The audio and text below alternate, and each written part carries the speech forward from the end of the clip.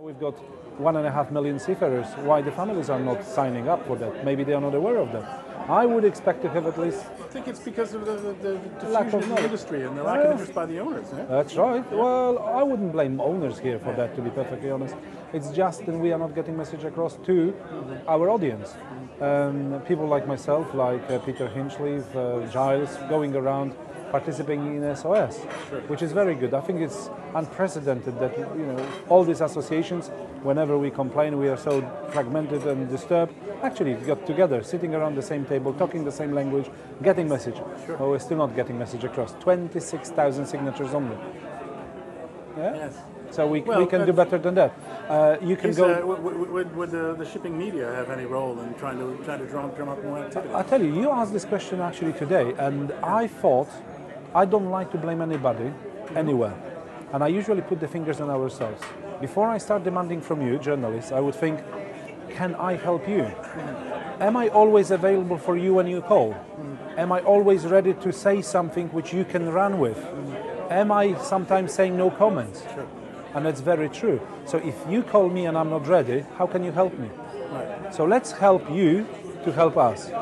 Peter was very good because Peter said, look, we've got a positive message to sell. We do.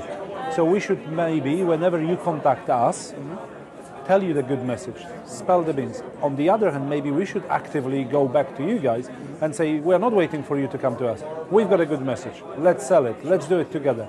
Because yes, now coming back to your question, what can you do? You've got your contacts in your bigger fraternity of journalists, the guys outside of the shipping industry, to preach not to convert it, but to those who are not in this room, to those who are not reading Lloyd's list, who are not necessarily... Correct. And you know how to reach to these people because you hopefully speak the same language other journalists know. You know what makes them stick. Then we should use you. I was also thinking that as a shipping industry, we do not necessarily help you to go on board of our vessels. So we don't educate you. You don't really know what it is to work 92 hours a week. No, we don't. Precisely. You don't really know what is the difference between container vessels and tanker. Except for on Lloyd's list we do. Anyway. And then you write things like container tanker. For you, like Napoli ran aground, and you said container tanker. And we think, what the heck is this guy talking about? But obviously this person who was writing this particular piece didn't see the difference between containers, tankers, cement carriers, bulk carriers, whatever. And who is to be blamed? Not the journalist necessarily. I would say us. Maybe we should organize seminars for you guys. Invite you to something and tell you all about shipping industry. What's the difference between chief mate and first officer? Sure. So you don't get mixed up. To tell you about the, I don't know, steward, messman, what they do, how they do things, and then again I come back to the same and invite you on board of the vessel. Yes. Allow you to sail.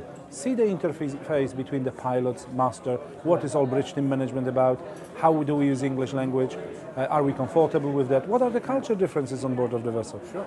And probably when you actually get so engaged, then you wouldn't make mistakes, you would have, as someone said, a lot of information in your own bank, knowledge bank here, then when something really bad happens, you would say, hold on, actually I know why this happened. Yes. Actually, I know where to go with this. It's wishful thinking a bit, but I think why not? Wishful thinking, but there can always be incremental improvement. Yeah, I think we could, and especially associations like InterManager, Intertanker, Intercargo, I think we should be a facilitators for that. We are those people who are actually between you guys. It does do a good job at that, I would Indeed, say. And then, try to sell it. And then also, I think it would be very good as a promotion for associations like ours to become a center of excellence. You've got a problem, you come to us, we'll sort you out. If you've got a question regarding tankers, Intertanker is probably your place. Not every journalist knows about it, and then sometimes they go to the places, and you know this true, if they can't find the information immediately, they will invent it themselves. So we should help. Well, I wouldn't call it a trade secret, but anyway, yes. Yeah, well, sometimes it happens, and if you can't, then you will say a source is close to blah blah blah blah blah. So we should be helping you. This is to blame anyone. Sure, of course. We are here to help, and we shouldn't shy away from that. And I think you could run with that because today, 3 of us sitting on the panel actually admitted we are ready. We are happy to help. We should be doing that. So forge this iron when it's still... I will forge the iron, exactly. One more question. We started off today talking about attracting the next generation of seafarers. What do you think are the problems to do that? And is the industry doing a good job, I guess? I tell you what, I actually love this question because people attending seminars like that, if you turn around, you would tell me immediately, age group 45 plus. This is the area where we can change. And I see changes already because we started inviting cadets. Brilliant.